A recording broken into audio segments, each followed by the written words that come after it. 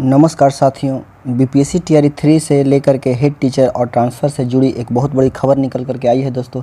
एक एक करके हम लोग सभी बिंदु पे बात करेंगे। सबसे पहले कि कल तक जितने भी बचे हुए अभ्यर्थियों को मिलेगा औपबंधिक नियुक्ति पत्र।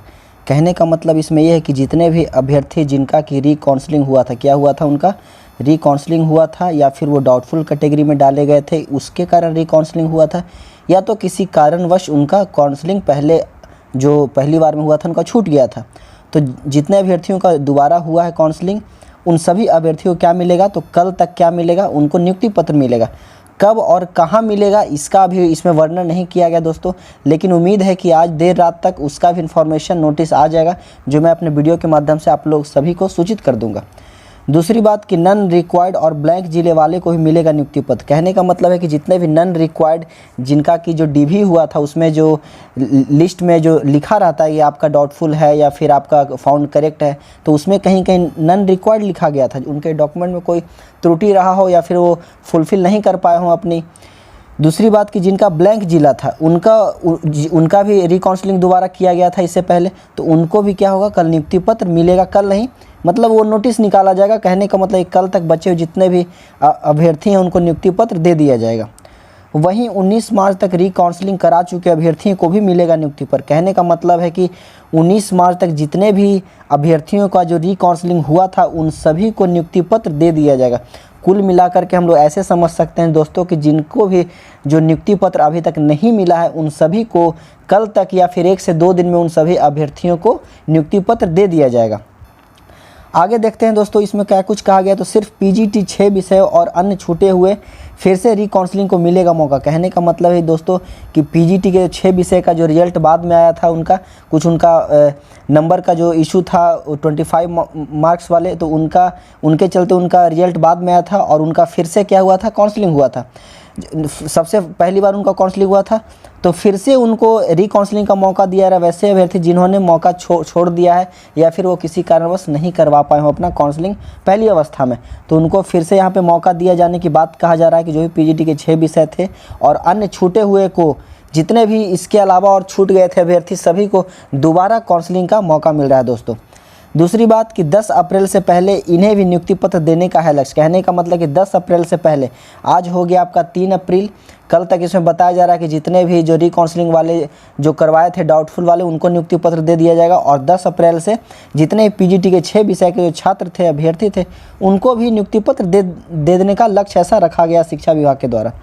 हेड टीचर का आज शाम तक होगा जिला आवंटन। कहने का मतलब इंपॉर्टेंट बात है दोस्तों कि आज शाम तक क्या हो जाएगा, तो इनका जिला आवंटन कर दिया जाएगा। शाम तो हो चुकी है, 7 बज रहे हैं करीब, लेकिन अभी तक ऐसा कुछ नोटिस नहीं आया। लेकिन आप इंतज़ार करें, लगभग 9 से 10 बजे के आसपास आपका जो हेड टीचर का जो लिस्ट है वह जारी कर दिया जाएगा उनका डिस्ट्रिक्ट के साथ में।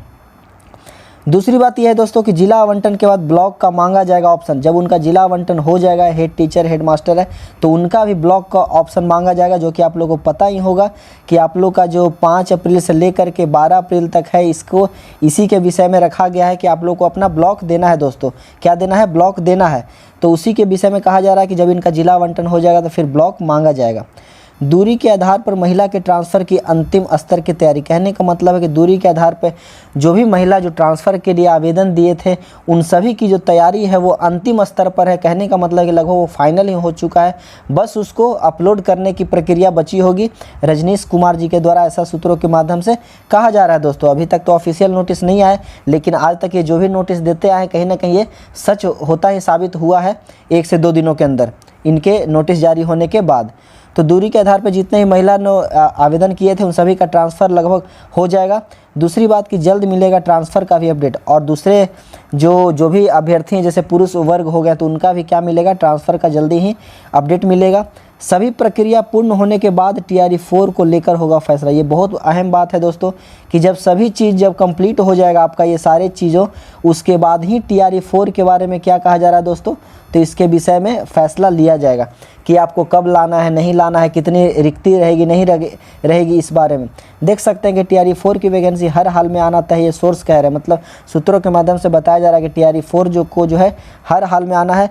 जून महीने तक कभी भी आ सकती है TRE-4 की वैकेंसी। कहने का मतलब है कि जून महीना, पहले बताया जा रहा था मई लास्ट, अब बताया जा रहा है जून महीने। कहने का मतलब कि जून जुलाई आप लोग, मैं पहले से भी कह रहा था अपना वीडियो के माध्यम से कि आप लोग को जून नहीं तो जुलाई के महीने में TRE-4 देखने को मिल सकता है। उससे पहले नहीं मिल सकता है दोस्तों, क्योंकि उससे सबसे बड़ा कारण है कि अभी तक ट्रांसफ़र कंप्लीट नहीं हुआ है। TRE-3 के अभ्यर्थियों को नहीं तो स्कूल आवंटन किया गया, ना उनका प्रशिक्षण हुआ है, कुछ भी नहीं हुआ, मतलब सारे चीज़ें उनकी अभी धरी की धरी रखी हुई है। तो अभी TRE-4 बिल्कुल नहीं आएगा। जब इन सारी प्रक्रिया समाप्त हो जाएगी उसके बाद रिक्ति की गणना होगी और तब जा करके जितना सीट होगा उसको TRE-4 में, जो TRE-3 में बच गया उस सीट को जोड़ करके TRE-4 की वैकेंसी लाई जाएगी दोस्तों। तो यही कुल था अपडेट आपका TRE-3 से related, head teacher, head master और ट्रांसफ़र से रिलेटेड। TRE-3 के बारे में अभी तक कोई अपडेट नहीं है दोस्तों, क्योंकि 5 अप्रैल से लेकर के 12 अप्रैल तक आप लोगों को प्रखंड का विकल्प देना है। उसके बाद ही कुछ इसके बारे में नोटिस आएगा कि कब इन्हें विद्यालय आवंटन किया जाएगा, प्रशिक्षण के बारे में कब से शुरू होगा। तो फिर जैसे ही कुछ अपडेट आता है मैं आप लोग के सामने जल्द से जल्द लेकर के आऊँगा दोस्तों। आप लोग अपना बस इसी तरह आशीर्वाद बनाए रखिए और चैनल को ज़्यादा से ज़्यादा सब्सक्राइब कीजिए, शेयर कीजिए और वीडियो को लाइक कीजिए दोस्तों। अगर कुछ कमेंट रह गया होगा, कुछ प्रश्न में अगर कोई त्रुटि रह गया होगा तो आप लोग कमेंट बॉक्स में ज़रूर दीजिएगा। मिलते हैं फिर नेक्स्ट अपडेट में, तब तक के लिए धन्यवाद।